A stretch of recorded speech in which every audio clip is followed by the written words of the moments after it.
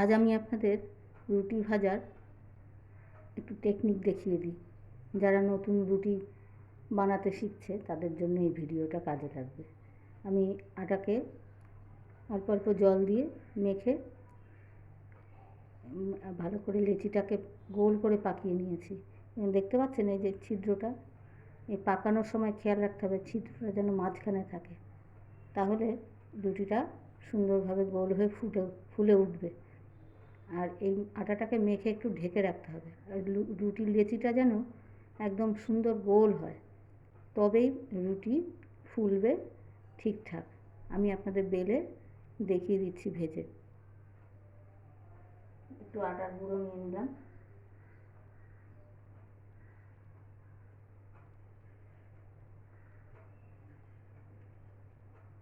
ভালো করে মাখিয়ে নেবেন আটাটা।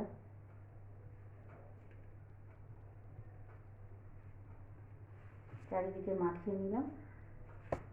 যারা নতুন রাঁধুনি তাদের জন্য এই ভিডিওটা কাজে লাগবে আশা করি।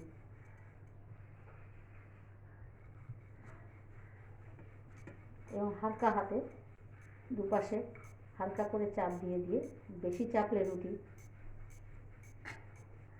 ফেটে যাবে, কোনো দিকে পাতলা হবে কোনো দিকে ভারী হবে। এবং বেশি পাতলা করবেন না রুটি, তাহলে রুটি ফুলতে চায় না। একদম একবারে দেখুন তেলা হয়ে গেল। ব্যাস এই অবস্থাতেই রুটিটাকে আমি তাওয়ায় বসিয়ে দেবো। গোল সুন্দর গোল হয়ে গেছে।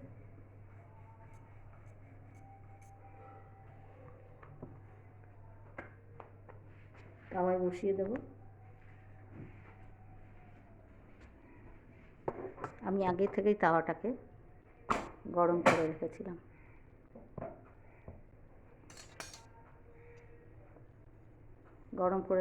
যেই দেখবেন এবার একটু একটু ফুটফুট করে উঠবে, মানে ফোট ফোট দেখা যাবে একটু, সেইটা দেখা গেলেই বুঝবেন যে তাওয়াটা গরম তো ছিল, তাড়াতাড়ি রুটিটা হয়ে যাবে, সুন্দর হবে, কড়াইতে লেগে থাকবে না চাটুতে।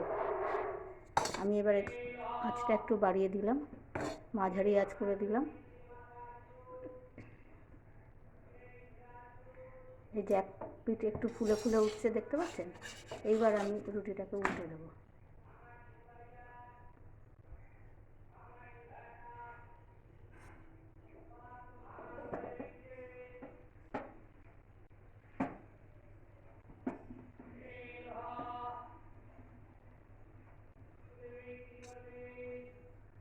আবার আরেকবার উল্টে দিলাম।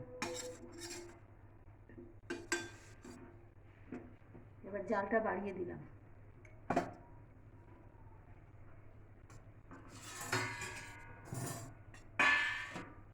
এই যে ফুলে উঠেছে, এবার পিঠটা উল্টে ব্যাস সঙ্গে সঙ্গে নামিয়ে দেব।